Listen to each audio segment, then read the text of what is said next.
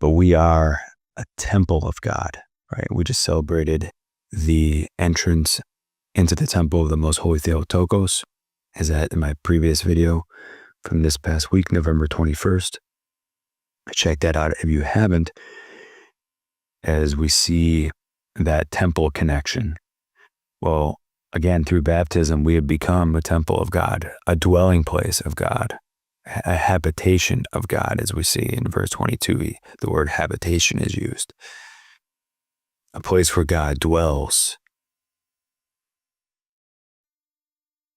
That is extremely important. God makes his home in us. How do we act? How do we think? How do we conduct ourselves?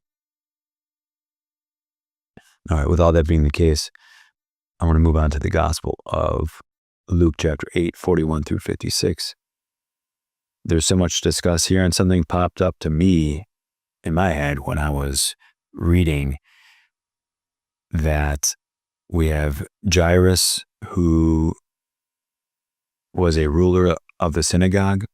He came to Jesus asking that his daughter be healed, who is 12 years old, for she was dying.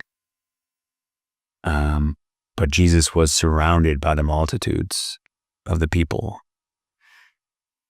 And there was another woman who has been suffering from an issue of blood for 12 years. And she was in that crowd. And she reached out to Jesus. And again, you can just imagine, like a popular figure being just surrounded by the paparazzi. Well, Jesus was that figure, and he was surrounded. But this woman came and squeezed in without anyone noticing, as we see in the verses, if you've read them already. And she touched just the hem of his garment, right? Just the hem of his garment at the bottom is what I imagine. And she was immediately healed.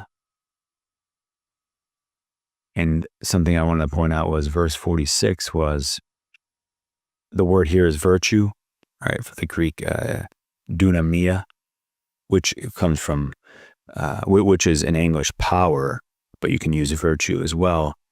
But that's, again, I'm using the DRA 1899 edition. So it's, Old English, if you will.